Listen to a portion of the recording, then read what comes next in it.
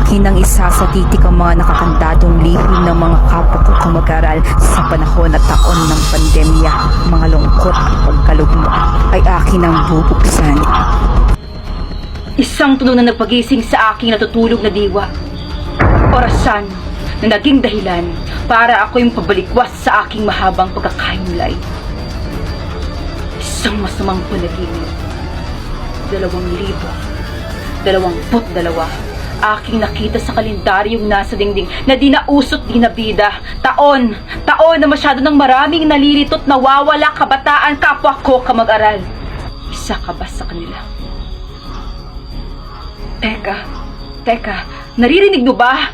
Naririnig nyo ba yung sigaw ng mga batang humihingi ng 1 milyong saklolo? Sumisigaw sa kawalan na walang nakaririnig, na tila pinipigilan ng patong-patong na simento. Mga panimdim na laging nakatago sa 4 na sulok ng silid mo.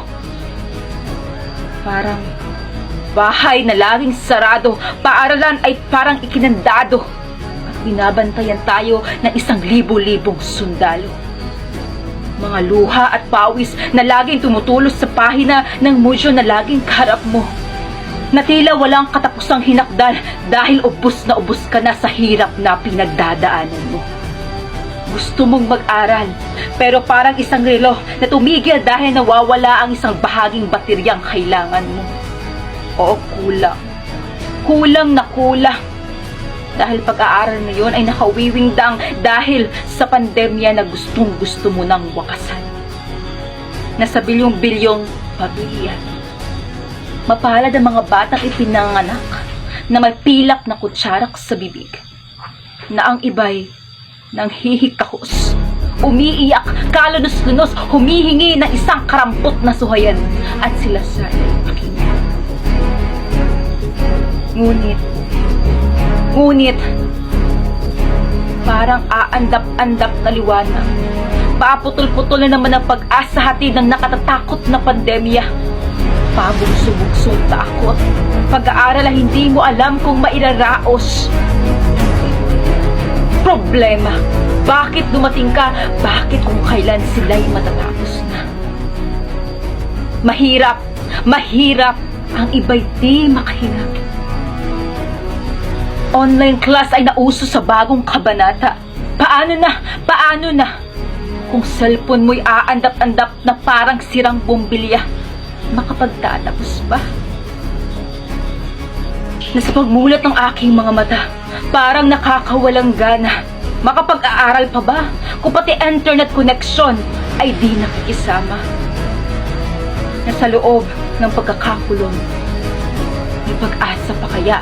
COVID-19 ay lumalaganap.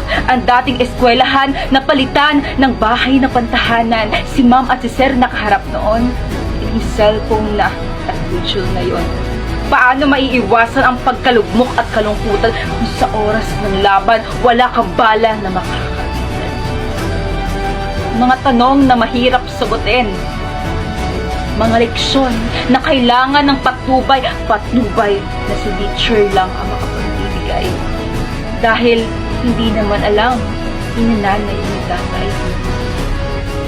Para tayong pinaglayo ng tadhana, bumuo ng napakalaking distansya na hindi natin inakala. Walang may gusto, walang nangarap ng ganito. Oo, ramdam nating lahat na gustong-gusto nila tayong turuan, pero kaligtasan mo lang ang iniingatan. Ramdam nila tayo.